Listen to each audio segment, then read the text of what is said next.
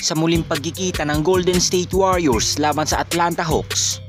Nananatiling out sa lineup ng Dubs si CP3, GP2 at Moses Moody. At para naman sa visiting team, out ang 5 players ng Hawks at kabilang na si Trae Young dahil sa injury. Start of first quarter, maagang ginamit ni DeJounte Murray ang size advantage ni Clint Capela at sinamahan pa yan ng mainit na shooting ni Saddiq Bey, kaya naman agad silang umabante ng 7 sa simula ng unang quarter. Ngunit agad din namang nakabawi ang Golden State Warriors at dahil nga yan sa kanilang total team effort at mas naging agresibo na din si Jonathan Kuminga sa second unit, kaya naman nagawa ng Dubs na makuha ang kalamangan sa pagtatapos ng first quarter 38-31. Sa second quarter, dalang-dala ng mga batang players ng Warriors ang kanilang team matapos nilang palabuhin sa 10 ang kalamangan ng Warriors. Ngunit agad din nagliyab si Patty Mills at Bogdanovic, kaya naman baba sa 3 ang kalamangan ng home team. At sa huling 3 minuto ng second quarter, prime performance ang ipinamalas ni Steph, Clay, Draymond Green at Andrew Wiggins. At dahil dito ay agad nilang nakuha ang kalamangan.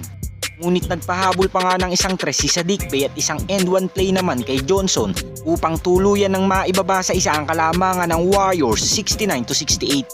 Si Klay Thompson ay meron ng 13 points, 1 rebound at 1 assist, 11 points, 2 rebounds at 4 assists naman sa ating 2-time MVP at 12 points, 5 rebounds naman kay Jonathan Kuminga. At para naman sa visiting team, 17 points, 6 rebounds at 5 assists naman kay Johnson, 13 points, 2 rebounds at 2 assists naman kay Saddiq Bey at tag 12 points naman kay Bogdanovic at Patty Mills. Sa third quarter naman ay naging mainit ang palitan ng puntos na magkabilang kupunan.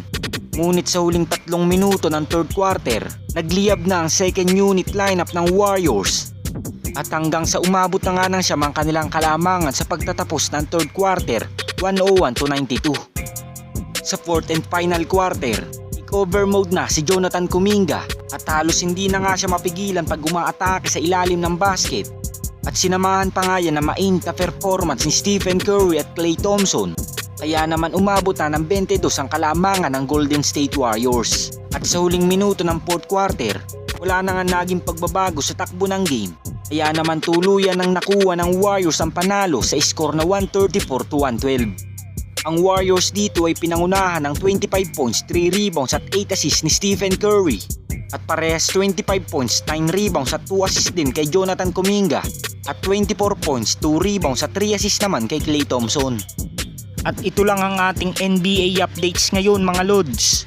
At kung hindi ka pa nakakapag-subscribe sa aking channel, subscribe mo na yan para updated ka sa ating NBA season ngayon. Salamat po.